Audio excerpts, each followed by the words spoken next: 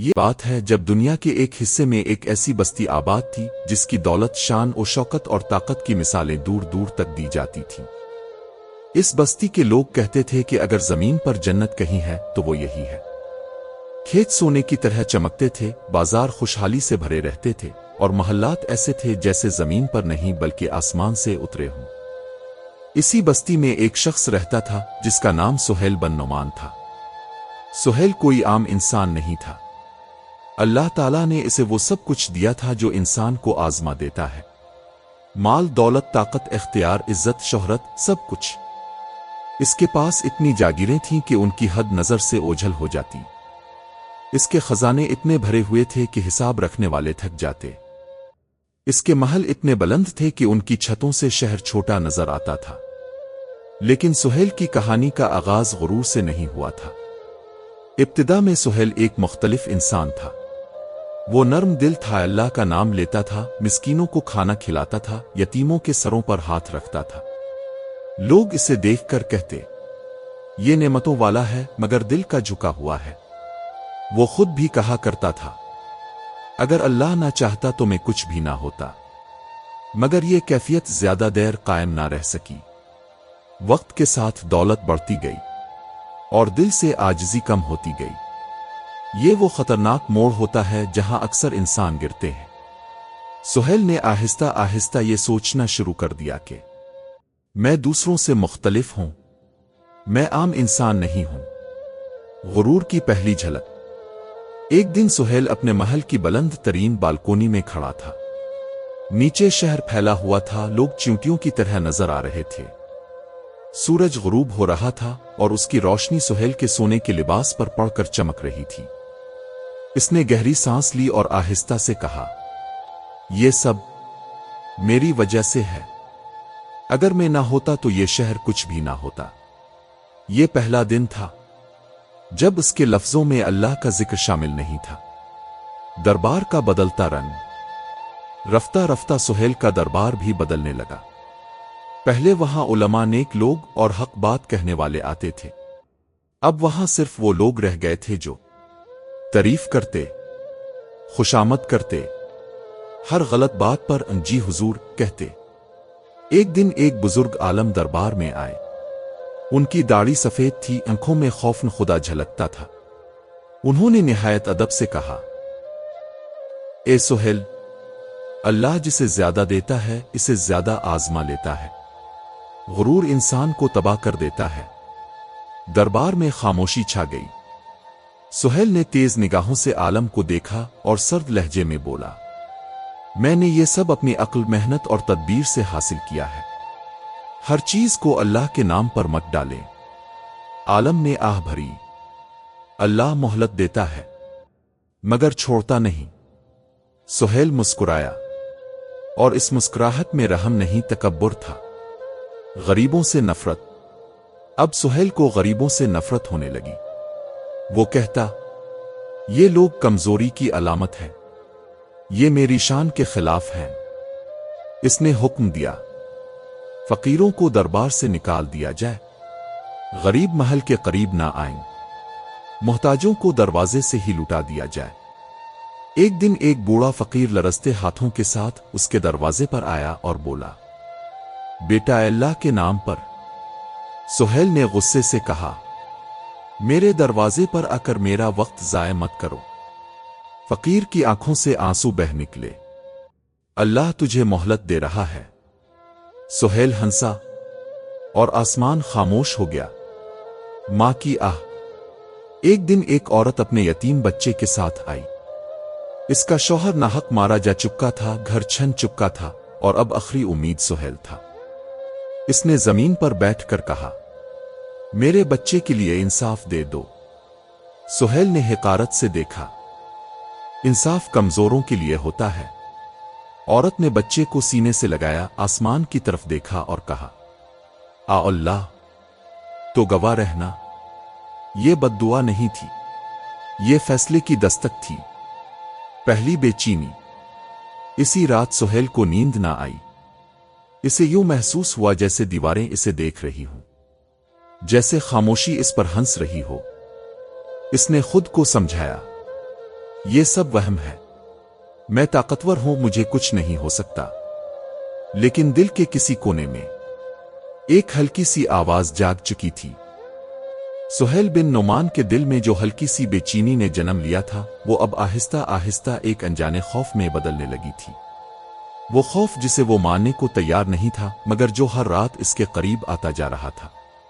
وہ اب بھی دن میں خود کو طاقتور ظاہر کرتا، دربار میں قہقہے لگاتا، فیصلے سناتا، لوگوں کی زندگیاں بدلتا۔ مگر رات اس کی دشمن بن چکی تھی، غرور کی آخری انتہا۔ ایک دن سہیل نے اپنی طاقت کا سب سے بڑا مظاہرہ کرنے کا فیصلہ کیا۔ اس نے حکم دیا کہ شہر کے درمیان ایک عظیم الشان اجتماع کیا جائے۔ سونے سے سجا ہوا تخت رکھا گیا، ہزاروں محافظ تعینات کیے گئے اور عوام کو زبردستی جمع کیا گیا۔ سہیل تخت پر بیٹھا سینہ تان کر بولا، آج میں تم سب کو بتا دینا چاہتا ہوں کہ اس سرزمین پر سب سے بڑی طاقت کون ہے۔ نہ کوئی آسمان سے فیصلہ آتا ہے، نہ کوئی غیب سے مدد، جو ہے وہ میرا حکم ہے۔ لوگوں کے دل کانپ گئے، کسی نے زبان نہ ہلائی۔ اسی لمحے ایک بوڑھا شخص جس کا جسم کمزور مگر ایمان مضبوط تھا، مجمع سے آگے بڑھا۔ اس کی آواز لرز رہی تھی مگر الفاظ مضبوط تھے۔ اے سہیل، تو نے اللہ کی نعمتوں کو اپنا حق سمجھ لیا۔ غرور فرعون کو بھی لے ڈوبا تھا، ابھی وقت ہے لوٹا۔ بات مکمل نہ ہو سکی۔ سہیل نے غصے سے چیخ کر کہا، اسے ہٹا دو، مجھے ایسے لوگوں کی ضرورت نہیں جو مجھے ڈرائیں۔ بوڑھے کو گھسیٹ کر لے جایا گیا اور آسمان پر بادل جمع ہونے لگے، قدرت کی پہلی کھلی وارننگ۔ اسی رات شہر میں عجیب تبدیلیاں شروع ہو گئیں۔ آسمان سرخ سا ہو گیا، ہوا میں گھٹن بڑھ گئی، پرندے شہر چھوڑنے لگے، جانور بے چین ہو گئے۔ لوگوں نے کہا، یہ کوئی عام رات نہیں۔ مگر سہیل نے کہا، ڈرپوکوں کی باتیں ہیں، میری سلطنت کو کچھ نہیں ہو سکتا۔ اسی رات اس کے محل کی ایک دیوار میں دراڑ پڑی، پھر دوسری میں، پھر تیسری میں۔ خادم گھبرا کر آئے، حضور، دیواریں۔ سہیل نے غصے سے کہا، خاموش، صبح تک سب ٹھیک ہو جائے گا۔ وہ رات جس نے سب بدل دیا۔ آدھی رات کے قریب زمین نے ہلنا شروع کیا، پہلے ہلکا سا جھٹکا، پھر دوسرا، پھر تیسرا، بہت شدید۔ محل کے فانوس ٹوٹ کر گرنے لگے، ستون چرچرانے لگے، خادم چیخنے لگے۔ سہیل گھبرا کر بولا، یہ کیا ہو رہا ہے؟ اسی لمحے ایک خوفناک آواز گونجی، ایسی آواز جو کانوں سے نہیں روح سے سنی جاتی ہے۔ یہ اس غرور کا نتیجہ ہے جس میں تو نے خود کو سب سے بڑا سمجھا۔ سہیل کانپ گیا۔ اس نے پہلی بار دل سے کہا، آ اللہ، مگر ابھی فیصلہ باقی تھا، زمین کا فیصلہ۔ اچانک محل کا فرش پھٹنے لگا، سونا چاندی خزانے قیمتی زیورات سب ایک ایک کر کے زمین میں دھنسنے لگے۔ سہیل چیخنے لگا، میرے خزانے، میری دولت، یہ سب میرا ہے۔ زمین جیسے بول اٹھی، یہ سب امانت تھی، تو نے اسے غرور بنا لیا۔ عرش اور زیادہ دھنسنے لگا۔ سہیل نے محافظوں کو پکارا، مجھے بچاؤ، مگر وہ خود اپنی جان بچا کر بھاگ رہے تھے۔ وہی لوگ جو کل اس کے قدموں میں جھکتے تھے، آج اس کی طرف دیکھنے کو تیار نہ تھے۔ آخری لمحے، سہیل اب کمر تک زمین میں دھنس چکا تھا، اس کے ہاتھ خالی تھے، آنکھوں میں خوف، چہرے پر ندامت۔ اس نے روتے ہوئے کہا، آ اللہ، مجھے ایک موقع دے دے، میں سب کچھ لوٹا دوں گا، میں عاجز بن جاؤں گا۔ مگر وقت ختم ہو چکا تھا۔ آواز آئی، جب تجھے مہلت دی گئی تو نے اسے غرور میں ضائع کر دیا۔ آج انجام کا دن ہے۔ زمین نے آخری بار حرکت کی اور سہیل بن نعمان ہمیشہ کے لیے زمین میں سما گیا۔ خاموش صبح۔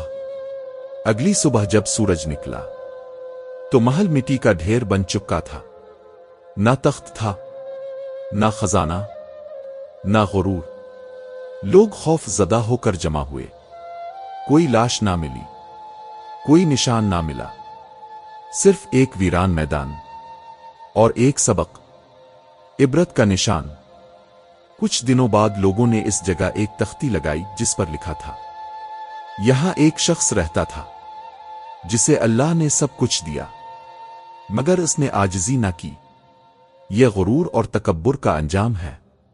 माएँ अपने बच्चों को वहां ले जाकर कहती, बेटा दौलत मिले तो शुक्र करना, ताकत मिले तो झक जाना, क्योंकि अल्लाह की पकड़ बहुत सख्त है। ये कहानी हमें सिखाती है, गुरूर अल्लाह को सबसे ज्यादा नापसंद है। तकब्बुर शैतान की पहचान है। दौलत आजमाइश है, कामयाबी इम्तिहान। जो अल्लाह के सामने झुकता है वही बचता है। अल्लाह ताला मगरूर को मोहलत देता है, मगर जब पकड़ता है तो निशान इबरत बना देता है।